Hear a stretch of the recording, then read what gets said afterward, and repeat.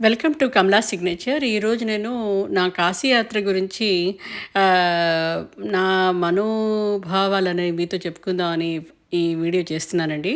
మేము అయోధ్య నుంచి కాశీకి మిడ్ నైట్ ట్రైన్ ఎక్కి ఒక 5-6 అవర్స్ జర్నీ ఉంటుంది. కాశీ వెళ్ళాము. అదిగోనండి కాశీ రైల్వే స్టేషను. నాకు కెనడా నుంచి ఇండియా వెళ్ళి ఫిబ్రవరిలో అక్కడి నుంచి అయోధ్య, తర్వాత కాశీ వెళ్ళినప్పుడు కాశీని చూసిన వెంటనే నాకు ఏంటి మనం 2024లో ఉన్నామా? 1980స్‌లో ఉన్నామా? అని ఒక డౌటొచ్చింది. ఎందుకంటారంటే ఇదిగో ఇదిగో ఈ ప్లాట్‌ఫామ్ మీద చూసారా ఎలా పడుకున్నారో పాపం. అసలు రిక్షాలు, అక్కడున్న లైఫ్ స్టైలు చూసి చాలా ఆశ్చర్యం వేసింది. 1980స్‌లో లాగా ఉంది. ఏదో పాత సిటీకెళ్ళిపోయిన ఫీలింగ్ వచ్చింది. మేము హోటల్‌కెళ్ళి అక్కడి నుంచి వెంటనే ఒక రిక్షా తీసుకొని అశ్వమేధ ఘాట్‌కి వచ్చామండి స్నానానికి. ఈ ఉన్న ఘాట్‌లో అశ్వమేధ ఘాటు, ఆశీ ఘాటు స్నానానికి బెటర్ అన్నట్టుగా గూగుల్‌లో రాశారు. సో, ఇది అశ్వమేధ ఘాట్‌లోనే గంగా హారతి నైట్ ఇస్తారన్నమాట. అదిగో అక్కడ కానీ ఇంత ఏదో చాలా క్లీన్‌గా ఉంటుందని అనుకోకండి. మోడీ గారు చాలా చేశారు. కొన్ని కోట్లు వెచ్చిచ్చారు కాశీ కారిడార్‌కి. కానీ కాశీ విశ్వనాథ టెంపుల్ మట్టుకు చాలా అందంగా ఉంది గానీ, బట్ మిగతా ఏరియాస్ మళ్ళీ మామూలుగా యథాతథం చేసేస్తున్నారండి వాళ్ళు. మీకు తెలుసు కదా ఇండియాలో ఎంత క్లీన్ చేసినా మళ్ళీ అక్కడున్న పాపులేషన్‌కి, వాళ్ళ భక్తికి వాళ్ళు మళ్ళీ అలాగే బ్యాక్ టు డే వన్ అన్నట్టుగా అలా వెళ్ళిపోయారన్నమాట. సో, అక్కడున్న క్రౌడ్స్ చూస్తే తల తిరిగిపోతుంది. అక్కడ పక్కన తర్పణాలు వదిలేస్తున్నారు. దాంట్లోనే స్నానాలు చేస్తున్నారు. తప్పదింకా. కానీ ఒక ఆప్షన్ ఉందండి. అక్కడ బోట్స్ వాళ్ళంతా అటు పక్కన దూరంగా ఒక ఐలాండ్‌లా కనిపిస్తోంది. సో, అక్కడ బోట్స్ మహారాణి ఆవో ఆవో అండి పిలుస్తున్నారు వాళ్ళు. యాక్చువల్‌గా ఆ బోట్‌లో వెళ్ళి అటుపక్క ఐలాండ్‌కెళ్ళి అక్కడ స్నానం చేసి రావచ్చు. కానీ మాకు అన్‌ఫార్చునేట్‌లీ అసలు టైం లేదు. 1 డేలో మేము ప్లాన్ చేసాము కాశీ యాత్ర. సో, అందువలన ఆ ఒకటే రోజులో అసలు మేము పెద్ద ఛాలెంజింగ్ పిల్గ్రిమేజ్ చేశామనే చెప్పొచ్చు. ఎందుకంటే 5 టెంపుల్స్ చూసాము. గంగా స్నానం చేశాము. గంగా విహారం కూడా చేశామన్నమాట. బోట్ రైడ్ కూడా చేశాము. సో, అదండి కాశీలో గంగా స్నానం చూసారా ఎలా చేస్తున్నారో వాళ్ళంతా. అక్కడ అన్నీ బంతిపూలు, తర్పణాలు అన్నీ వదిలేసినవి తేలుతూనే ఉంటాయి. బట్ పట్టించుకోరు. అక్కడ వాళ్ళు భక్తి ప్రధానం. ఇంకా అలా మునిగేస్తున్నారు జనాలు. వాళ్ళ భక్తిని చూసి, వాళ్ళ భక్తి పారవస్యాన్ని చూసి నాకు చాలా ముచ్చటేసింది. అసలు అలాంటి నీళ్ళలో మనకి కొంచెం భయమేస్తుంది గబుక్కున దిగడానికి. నాకు కూడా తప్పలేదు. అలాగే కళ్ళు మూసుకొని ఒకసారి డిప్ చేసి పైకొచ్చి అక్కడ చిన్న డబ్బాల్లాగా ఉన్నాయండి. వాటిల్లోకెళ్ళి మనం డ్రెస్ చేంజ్ చేసుకొని వెళ్ళిపోవాలన్నమాట. అలాగే చేసి మేనేజ్ చేసాము. అదిగో చూసారా ఆ రావి చెట్టు, ఆ బోట్సు, ఆ గంగా నది, అసలు పవిత్రత అంతా ఇక్కడే ఉంటుంది అండి. నిజంగా అసలు ఎక్కడికో వెళ్ళిపోయాం అనిపిస్తుంది. చాలా ఎమోషనల్ కూడా అయిపోతాం. ఎన్నో సినిమాల్లో ఇది చూసే ఉంటారు ఈ రావి చెట్టుని, ఆ ఘాట్‌ని. హ్మ్. అదిగో అక్కడ దూరంగా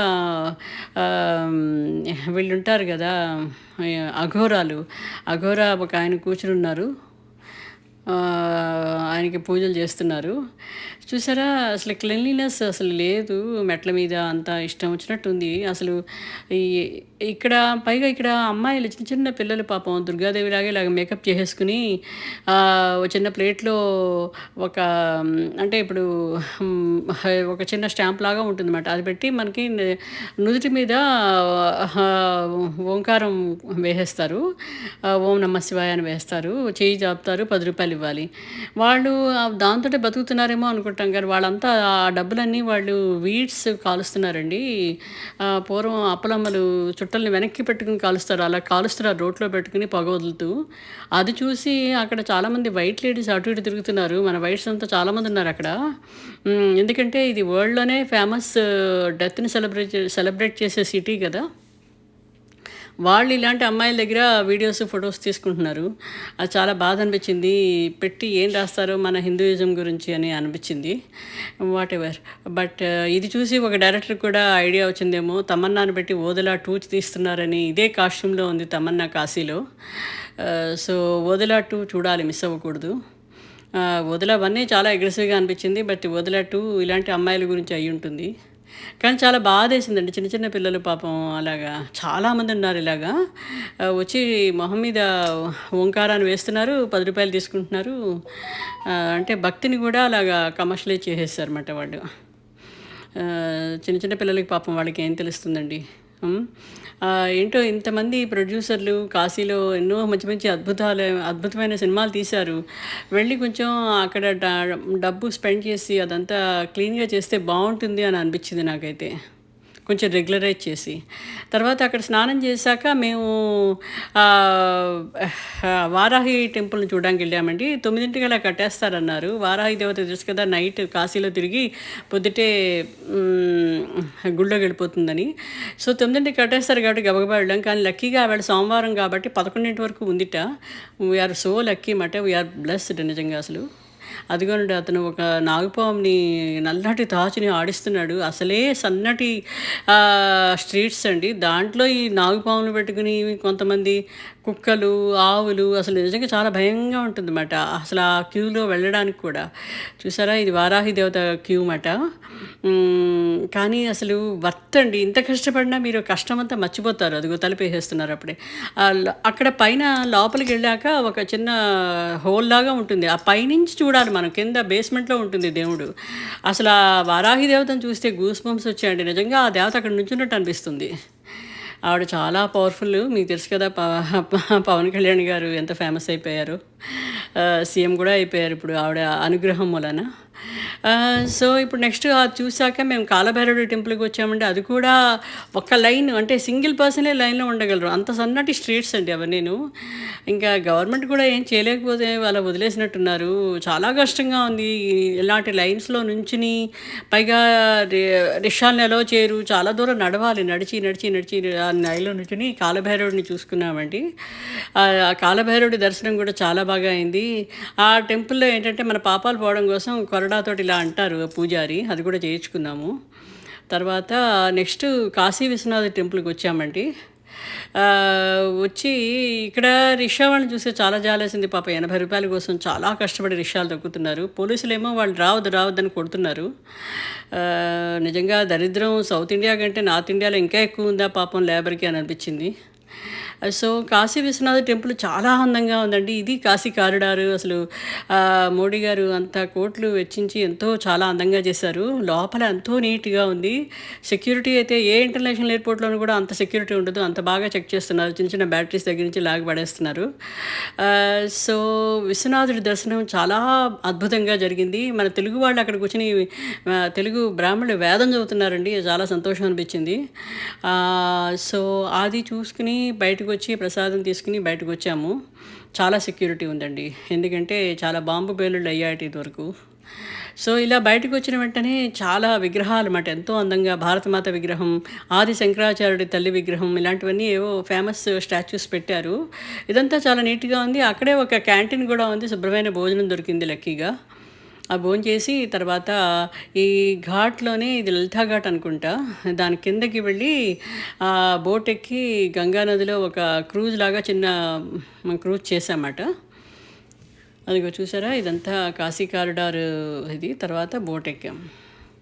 ఈ బోట్‌లో మొత్తం వాడు ఒక పెద్ద ఏదో 500 ఎంతో తీసుకుంటాడు. మొత్తం 10 ఘాట్లు తిప్పి చూపిస్తాడు. కానీ ఆ 10 ఘాట్లు తిరుగుతుంటే మనకి చాలా ఒక రకమైన మానసిక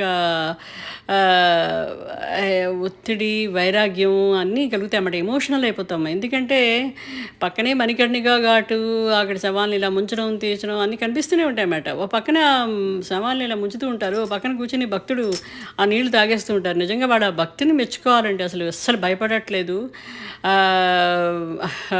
యూనో వాళ్ళకి భక్తి ప్రధానం. నాకు అనిపించింది చాలా భక్తి ఉంది వీళ్ళకి అని అనిపించింది మాట.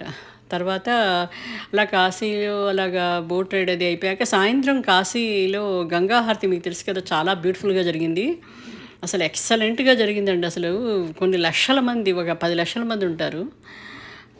సో, గంగా హారతి అది చూసాము. తర్వాత ఇంటికొచ్చాక ఇది కాశీ సమారాధన లక్కీగా మేము శివరాత్రి ముందు వెళ్ళాం కాబట్టి శివరాత్రి రోజుని కాశీ సమారాధన చేసుకున్నామండి. సో అదండి మా కాశీ యాత్ర. దాంతో పాటు నేను ఇంకొక విషయం చెప్పడం మర్చిపోయాను. ఆహ్, కాశీ విశ్వనాథుని దర్శించి కాశీ బోట్‌లో అదే గంగాలో బోట్‌లో వెళ్ళి ఘాట్లని చూసి వచ్చాక సాయంత్రం మళ్ళీ నడుచుకుంటూ వెళ్ళి కాశీ విశాలాక్షి అంటే శక్తిపీఠాల్లో ఒకటి. ఆ కాశీ విశాలాక్షి టెంపుల్‌కెళ్ళాము. తర్వాత కాశీ అన్నపూర్ణ టెంపుల్‌కెళ్ళాము. ఇది కాశీ అన్నపూర్ణ టెంపులు. ఇక్కడ ఏంటంటే బియ్యం ఇస్తారండి. తెల్లటి బియ్యం. అది మనం చిన్న వెదురు బుట్టల్లో దేవుని మందిరంలో పెట్టుకోవాలి. ఇది కాశీ విశాలాక్షి టెంపుల్ అండి. ఇది శక్తిపీఠాల్లో ఒకటి. ఇక్కడ మన తెలుగు పురోహితులున్నారు. చాలా ఆశ్చర్యమేసింది. సో కాశీలో వెళ్ళిన నా అనుభవాలను బట్టి మీకు చెప్పేదేంటంటే, కాశీ యాత్ర ఒక రోజులో చేసేది కాదండి. లీజర్లీగా ఒక 3 రోజులు, 4 రోజులైనా స్పెండ్ చేయాలి. ఎందుకంటే అక్కడున్న క్యూలు అలా ఉన్నాయి. సన్నటి సందుల్లో చాలా దూరం నడవాల్సొస్తుంది. రిక్షాలు కూడా అలౌ చేయట్లేదు. సో కనీసం 3 డేస్ కాశీలో ఉండేట్టు ప్లాన్ చేసుకోండి. నెంబర్ 1. నెంబర్ 2, అక్కడ ఏదో 70 ఏళ్ళకి 80 ఏళ్ళకి వెళ్దాంలే ముసలితనంలో అనుకోకండి. 60 ఏళ్ల లోపలే కాశీని చూడండి. ఎందుకంటే ఇప్పుడు 70 ఏళ్ళు 80 ఏళ్ళు వాళ్ళు వెళ్ళి చూసేట్టుగా లేదండి అక్కడంతాను. చాలా దూరాలు నడవాలి. అందువలన 60 ఇయర్స్ లోపలే మీరు ఈ యాత్ర పూర్తి చేసుకోండి. తర్వాత 5 టెంపుల్స్ అంటే వారాహి టెంపులు, కాలభైరవుడు, Kashi Vishwanath, Kashi Visalakshi, Kashi Annapurna must and should చూడాలండి. సో పాయింట్ నెంబర్ 4, స్నానం వచ్చి దశాశ్వమేధ ఘాట్‌కి దగ్గర బోట్ ఎక్కి అటువైపు ఐలాండ్‌లో వెళ్ళి స్నానం చేసి మళ్ళీ వెనక్కి రండి. అదైతే శుభ్రంగా ఉంటాయని అనిపించింది నాకు. సో అదొకటి. సో ఈ సజెషన్స్ అన్నీ ఇద్దామని ఈ వీడియో చేశానండి. Hope you like it. Next video ఇంకొక మంచి వీడియోతోటి మిమ్మల్ని కలుస్తాను. ఓకేనండి. ఏదైనా తప్పులుంటే నన్ను క్షమించమని కాశీ విశ్వనాథుడిని కోరుకుంటూ ఈ వీడియోని ఇంకా ముగిస్తున్నాను. ఓకేనా? బాయ్.